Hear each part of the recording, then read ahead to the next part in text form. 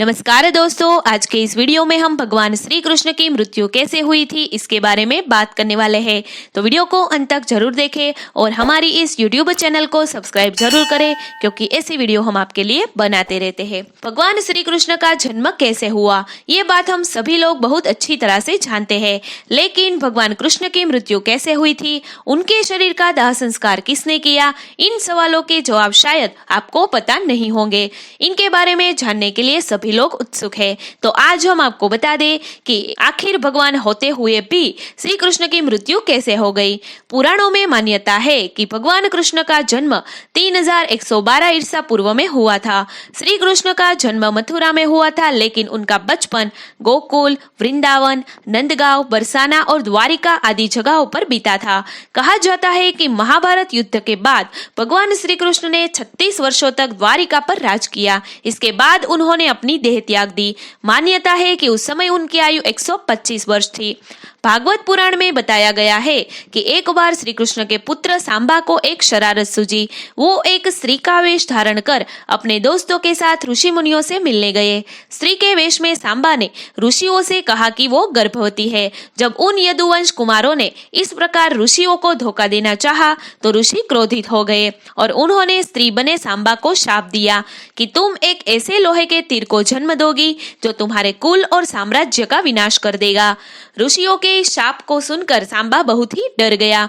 उन्होंने तुरंत ये सारी घटना जाकर उग्रसेन को बताई, जिसके बाद उग्रसेन ने सांबा से कहा कि वे तीर का चूर्ण बनाकर प्रभास नदी में प्रवाहित कर दे।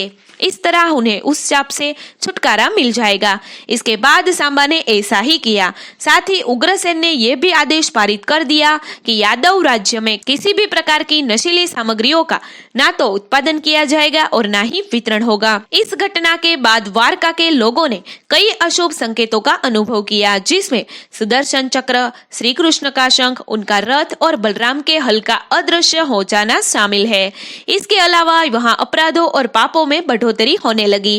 द्वारिका में चारों ओर अपराध और पाप का माहौल व्याप्त हो गया। ये देखकर श्री कृष्ण बहुत दुखी हो गए और उन्होंने अपनी प्रजा से ये जगह छोड़कर प्रभास नदी के तट पर जाकर अपने पापों से मुक्ति पाने को कहा। उनकी बात को सब लोग मानकर प्रभास नदी के तट पर गए, लेकिन वहां जाकर सभी मदिरा के नशे में चूर हो गए और एक दूसरे से बहस करने लगे। इसके बाद उनकी बहस ने लड़ाई का रूप ही धारण कर लिया और वो आपस में ही लड़ने मरने लगे। इस तरह आपस में ही लड़कर सभी लोग मारे गए। भागवत पुराण के अनुसार भगवान श्री कृष्ण एक दिन एक पीपल के पेड़ के नीचे विश्राम कर रहे थे।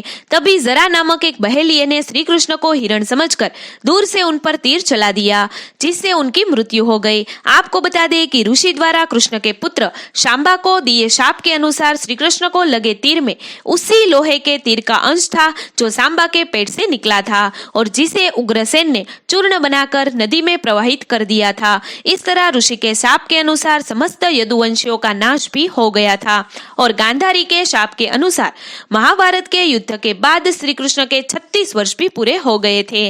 महाभारत युद्ध की समाप्ति के बाद जब युधिष्ठिर का राजतिलक हो रहा था, तब कौरवों की माता गांधारी ने महाभारत युद्ध के लिए श्री कृष्ण को दोषी ठहराते हुए श्राप दिया था कि जिस प्रकार कौरव के वंश का नाश हुआ है, ठीक उसी प्रकार यदुवंश का भी विनाश होगा। इसी कारण से भगवान की मृत्यु हुई और संपूर्ण यदुवंश का भी नाश हो गया था।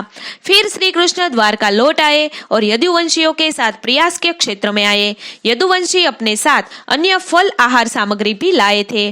कृष्ण ने ब्राह्मणों को भोजन दान करके यदुवंशियों को मृत्यु की प्रतीक्षा करने का आदेश दिया था।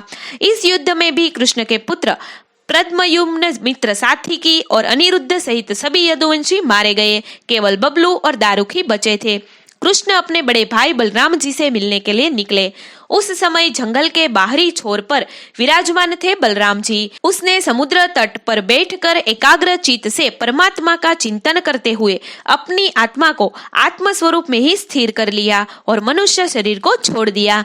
श्री कृष्ण जानते थे कि आप सब समाप्त हो चुका है और फिर वह एक पिप्पल के पेड़ के तले जाकर चुपचाप धरती पर ही बैठ गए। श्री कृष्ण उस समय अपना चतुर्भुज रूप धारण कर रखा था और समस्त देवताओं को अंधकार रहे प्रकाशमान कर रहे थे। उस समय भगवान अपनी दाहिनी जांघ पर अपना बायां चरण रखकर बैठे हुए थे। उनका लाल लाल तलवा रक्त कमल के समान चमक रहा था। तभी वहां से जरा नामक एक बहेलिया गुजर रहा था। उसे दूर से श्री कृष्ण का लाल लाल तलवा हिरण के मुख के समान जान पड़ा। बहेलिये ने बिना कोई विचार किए वहीं से एक तीर छोड़ दिया, जो कि श्री कृष्ण के तलवे में जाकर लगा। जब वो पास आया तो उसने देखा कि ये चतुर्भुज पुरुष है, इसलिए डर के मारे कांपने लगा और श्री कृष्ण के चरणों पर सिर रखकर उसने कहा कि हे मधुसूदन, अनजाने में यह पाप किया है, और वह क्षमा याचना करने लगा। बहेलिये के जाने के बाद वहां श्री कृष्ण सारथी और दारुक पहुंच गया। उन्हें देखकर दारुक की नेत्रों में आंसू बहने लगे और भगवान के चरणों में गिर पड़ा।